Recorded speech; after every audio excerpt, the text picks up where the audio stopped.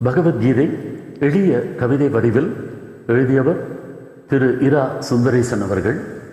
இது அத்தியாயம் 2, சங்கிய யோகம். புகழை போக்குவதும் பெரும் ஸ்வர்க்கத்தை புறையோடிய மனத்தால் தடுக்கும் இந்த பூண்டாகி போன எண்ணத்தை தடுக்க பூமணம் கொண்ட எண்ணம் மேலோங்க. குந்தியின் மைந்தனை, இந்த அலித்தன்மை கூறாமல் உன்னிடம் வந்தது எப்படி?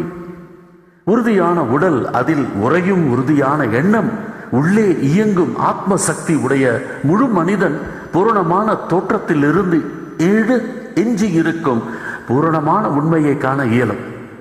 மேன்மை பொருந்தியவன் எவனோ அவனை பூரணமாக கடவுளிடம் அடைக்கலம் அடைகின்றான். மதுசூதனா விரும்பும் போது மரணத்தை அடையும் சந்தனுவின் புதல்வன் பாட்டனார் பீஷ்மர், சகல வித்தைகளையும் தன்னகத்தே கொண்ட சான்றோன் துரோணரையும் கிருபரையும் சார்ந்த திருதராஷ்டிரனின் புதல்வர்களையும் எவ்வாறு வெற்றி கொண்டு உயிர் வாழ்வது? ஹரிசூதனா, அறநெறி அறியப் பெறாது சிறுமை கேட்டினால் மயங்கி உன்னை வினவுகின்றேன். தஞ்சமடைந்த என்னை ஆட்கொண்டு உபதேசித்து அருளும். பண்டிதர் இருப்பவருக்கோ இல்லாதவர்க்கோ புலம்பார். இப்புவியில் அவரவர் வினைப்பயனே அது.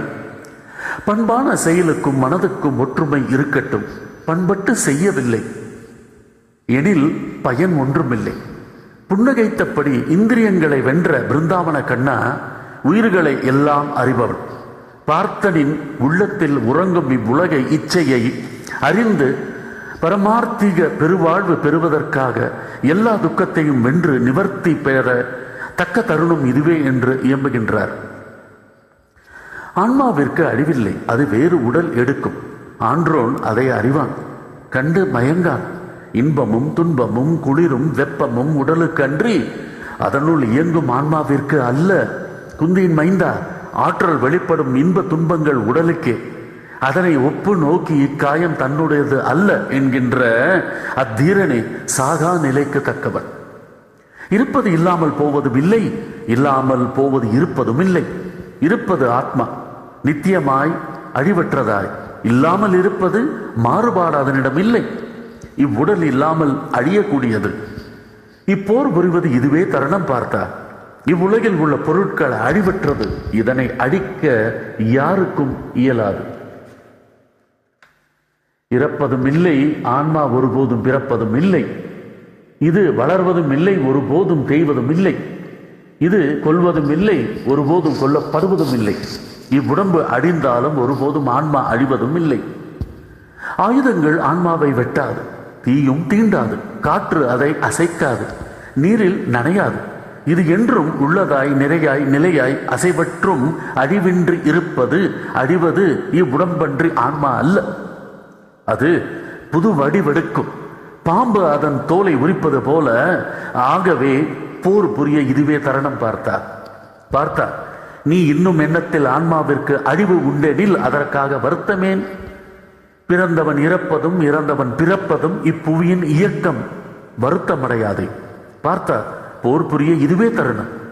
துவக்கத்திலே உயிர்கள் தோன்றாமலும் பின் தோன்றியும் பின்னால் மறைந்தும் இறுதியில் தோன்றாமலும் இருப்பது உண்டு. இவை குறித்து தோன்றிய வருத்தம் உனக்கு எதுக்கு பார்த்தா? தேடிய ஆத்ம தத்துவம் யாவருக்கும் விளங்குவது இல்லை. உடைந்த கண்ணாடியில் தோன்றும் பிம்பம் போல பார்த்தா. தற்செயலாக வந்த இந்த யுத்தத்தை பாக்கியவான்களே அடைவார்கள், தர்மத்தை நிலைநாட்ட. போரில் வல்லவனை அறத்தை காப்பது மன்னர் கடமை. அறப்போராகிய இதனை நீ செய்யாவிடில் அதர்மத்தை ஊக்குவித்தவனாகி விடுவாய், பாவத்தை செய்தவனாகி விடுவாய். மகாரதர்கள் போரில் நீ பின் வாங்குவதாக நினைப்பார்கள். எவர்கள் மீது நீ விருப்பு கொள்கின்றாயோ அவர்களே உன்னை வெறுப்பார்கள், உன் திறமையை பழிப்பார்கள். இதைவிட துன்பம் யாது சொல் குந்தியின் மைந்தா? பெறுவாய் பேரின்ப வீடு நீ போரில் மடிந்தால், பெறுவாய் மண்ணுலகை நீ வெற்றி அடைந்தால். பார்த்தால் போர் புரிய இதுவே தக்க தருணம். விருப்பம் வெறுப்பும் ஒரு காரியத்தின் முடிவுகள். முடிவு லாபமானால் மகிழ்வதும் நஷ்டத்தை வெறுப்பதும் பாமர மானிடனின் மாற்ற முடியாத இயல்பு. விருப்பம் வெறுப்பும் மனிதனை கட்டுப்படுத்துவது. இவைகளை சமமாக கொள்பவன் யோகி. உள்ளத்தை கட்டுப்படுத்துபவன் கர்மயோகி. ஞான அறிவாகிய சாக்கியத்தை கடைபிடித்து நடைமுறையில் செய்பவன் வெல்வது நிச்சயம். ஆகவே பார்த்தார், கலக்கம் கொள்ளாதே, பார் புகழும் நீ பாவி அல்ல. குருவம்சத்தவனை, கர்மயோகம் ஒரு யாகம். புத்தியில் உற்பத்தியாகி காரியத்தில் முடிக்க வேண்டிய பாகம் கர்மயோகம் முயன்றால் பயனளிக்கும். கர்மயோகம் கொண்டவனுக்கு மனம் ஒருமைப்படும். கர்மயோகம் கொண்டவனுக்கு செயல் நிறைவு பெறும். கர்மயோகம் கொண்டவனுக்கு புத்தி ஒன்றாகும். மனம் ஒருமைப்படுதல் வெற்றிக்கு வழி.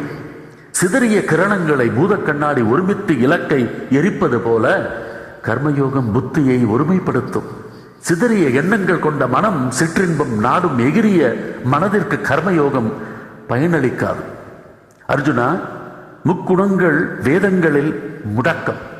சத்தியம், ரஜஸ், தமஸ் என்பவை அவற்றில் அடக்கம். சுகம், துக்கம், லாபம், நஷ்டம், வெற்றி, தோல்வி அவற்றின் அங்கம். இவை மிகுதியாக கொண்டால் வாழ்வில் வரும் பங்கம். வினையாற்ற கடமைப்பட்டுள்ளாய். நீ ஒருபோதும் வினையின் முடிவை ஆராயாதே, அது தானே வரும். பயன் கருதா பணி செய்ய சித்தப்படும். ஞானம் பிறக்கும். தனஞ்சயா, வெற்றி தோல்வியை நடுநிலைப்படுத்து. அதுவே ஒரு நடுநிலை யோகம், கர்மயோகமாக மிளிரும்.